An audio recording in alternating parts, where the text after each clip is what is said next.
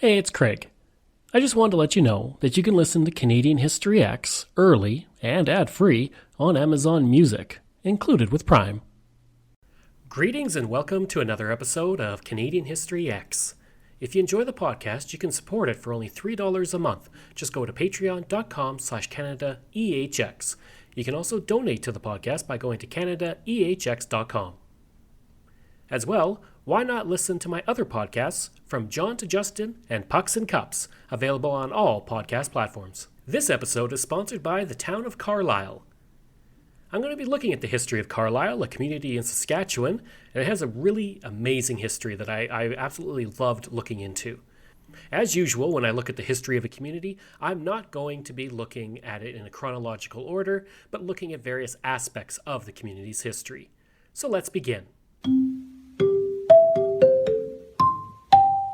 Indigenous history. It was the Indigenous who named the nearby Can-O-See Lake, which is the Cree word for fish. The lake was a popular destination for the Indigenous who came to the area to camp and collect the bountiful fish that live in the lake. The bison were also a major food source in the area for centuries for the Cree and Assiniboine people, who lived throughout. In 1866, Walter Trail related a bison hunt that happened near Moose Mountain, stating, quote, "We set forth in the first light of dawn across the sandy prairies that are broad and treeless and level from the banks of the Qu'Appelle and the Assiniboine rivers to the south and west, broken only by the gentle sloping of the Moose Mountains and further west the Wood Mountains. Our hunters drew as near as possible to the grazing animals without disturbing them.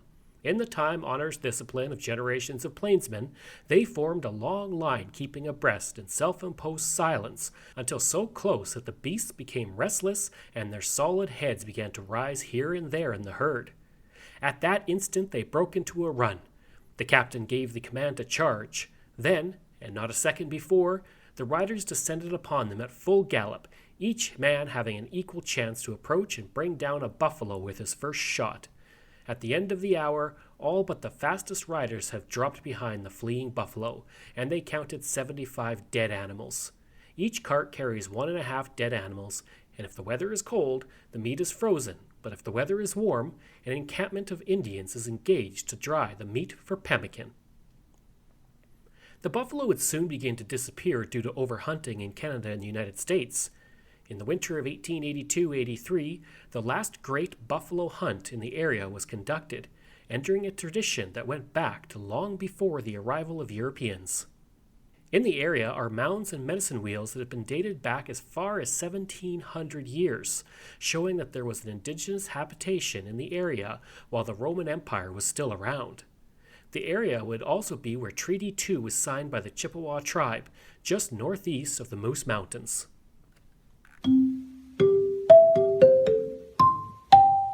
Founding of the community. The first site of Carlyle was located on the east side of Swift Creek, which was a site chosen by John Turriff. Turriff was a Métis man who had come out to the area in 1882 and built a general store in the back of his house. He was well known for being an energetic and fair young man who was highly thought of by the people in the area. Thanks to his enterprising and energetic nature, while also serving as the postmaster and notary public, Turriff is seen as the founder of Carlyle. The Moose Mountain Agricultural Fair would be held for the first time in 1885, and it was the first of its kind in the area. From 1883 to 1888, the first incarnation of Carlyle enjoyed good years, but in 1891, Turriff moved away and the land was bought in 1893 by James Cutler, who then moved the community to the west of Swift Creek. It was here that the community began to grow on its current spot. In 1900, the Canadian Pacific Railway was built through the area and trains would begin running to the town site in 1901.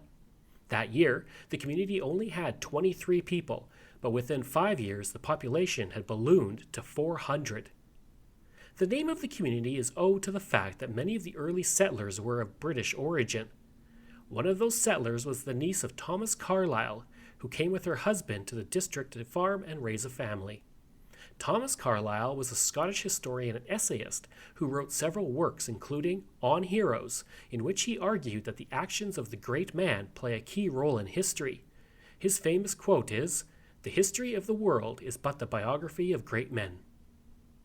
In 1902, the community was incorporated as a village as it began to grow from a few buildings into a thriving community.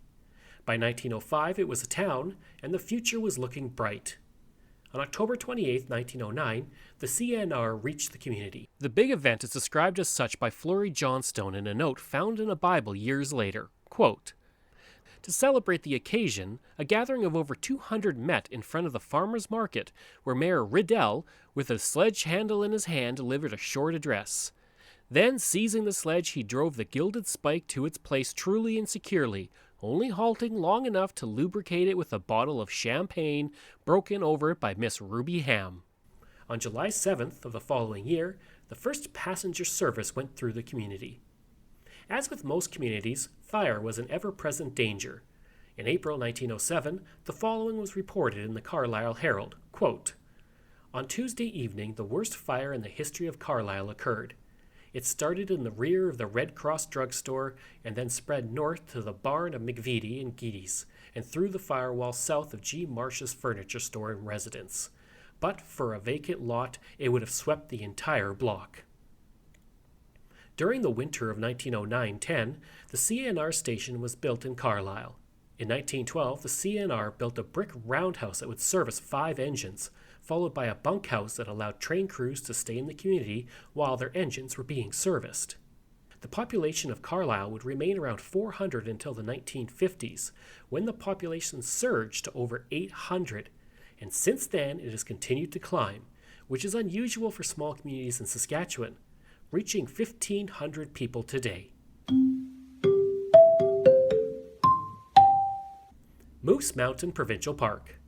One of the best places to visit near Carlyle, and possibly one of the most scenic in the province, is Moose Mountain Provincial Park. Covering nearly 400 square kilometers, it is located only a few minutes north of Carlyle. The centerpiece of the park being Kenosee Lake and its many fishing opportunities. It is one of the oldest provincial parks in Saskatchewan as well. It was opened by Premier J.T.M. Anderson on July 1st, 1932. And the Moose Mountains were originally named Monte à la Bosse from 1787 to 1821, when the area was primarily used by the Indigenous and French fur traders. The name translates as the Mountain of the Bump or Knob. Later, the area would be named Fish Lake by the Weatherall brothers, who were growing hay nearby. The Christopher family would move in near to the lake in 1898 and established a resort that operated for several years. The family would be the first to cut trails through the park, allowing for hiking and camping opportunities prior to the provincial park designation. In those early years, one of the most colorful characters to live in the area was a man named Captain David T.M. Powell, but he was often called Skipper by locals. He lived alone in a small house on the north shore of the park. Interestingly, it is stated that his brother was Lord Baden Powell, a British Army officer and the first Chief Scout of the Boy Scouts, as well as its founder. Whether that is true, it's hard to say, but it makes an interesting story.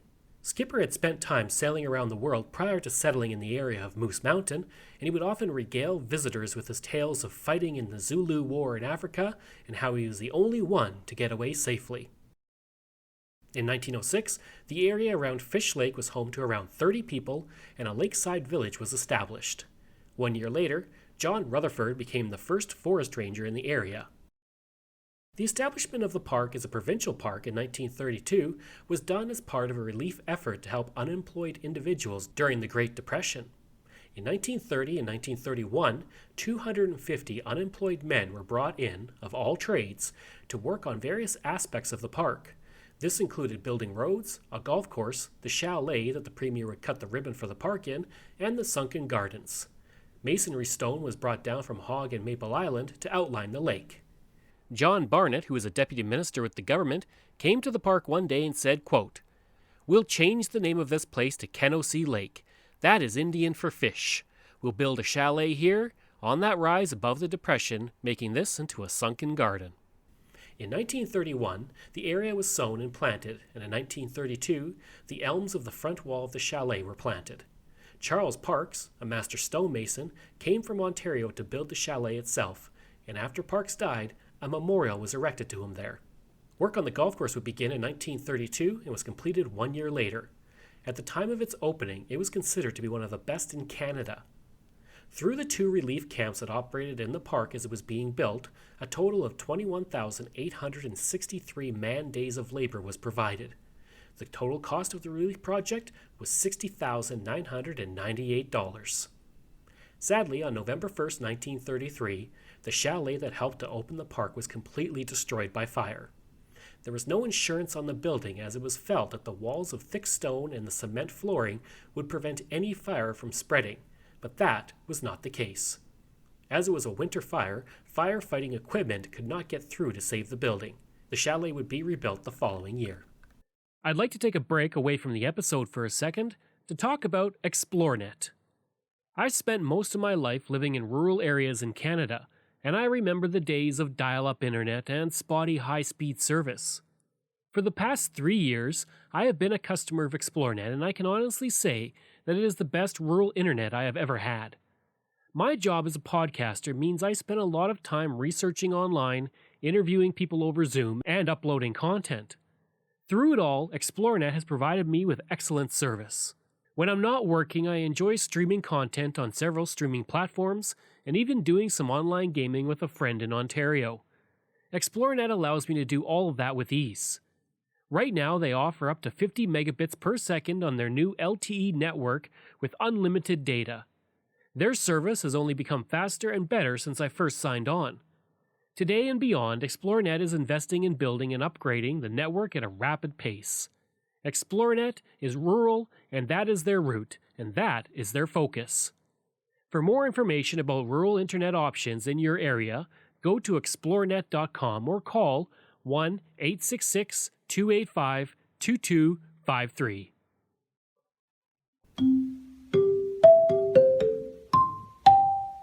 The Rusty Relics Museum. When a museum's name is Rusty Relics, you know you're in for a treat when it comes to visiting a community. Located in the original train station that was built in 1910 and sold to the museum when it moved to its present site in 1976, there is much for the local historian to love visiting here. The museum itself was founded as a non-profit organization in 1973, thanks to a Youth for Employment grant from the government, and those visiting the station and the museum will now see rusty relics from the past of Carlyle. In 1973, through the grant, 7 women went around town collecting artifacts, interviewing older residents, and conducting displays of pioneer weaving, butter making, and more. By the end of the year, an executive was chosen for the new organization, with Gladys Nichols serving as the first president. After the purchase of the rail station and its eventual move to the new grounds, the museum would officially open on July 8, 1980, and it continues to operate to this day. On the grounds of the museum, you can tour an actual CP caboose, a CN workshop, a country school, a farm windmill, and even an oil well pump jack. There is also an outdoor shelter that showcases farm machinery from the area. Interesting stories. The community of Carlyle has some great stories from its history. One of those stories comes from the curling bonspiel, often called the Carspiel, that ran from 1947 to 1954 and was considered the richest bonspiel in Canada, attracting the best curlers from around the country. Many came out with the hopes that they would win a car at that tournament. The first known rat in Saskatchewan was found on October 6, 1910, in the basement of G.W. Stockton in Carlyle, where it was killed. One of the most dominant sports teams to ever come out of the area were the Carlyle football team of 1901 to 1905, who were well known enough that in 1930, the Regina Leader Post did a special anniversary story on them. During their heyday, the team was such a big deal in the community that businesses would close their doors when the team was playing, and every farm driver was rented to travel to see the team play football, or soccer as we call it now. The team would win the Moose Mountain District Cup from 1901 to 1905, to the point that it was eventually given to the team and is now on display in Carlyle. They also won the Manor Cup 2 years in a row, which was also given to the team as a result.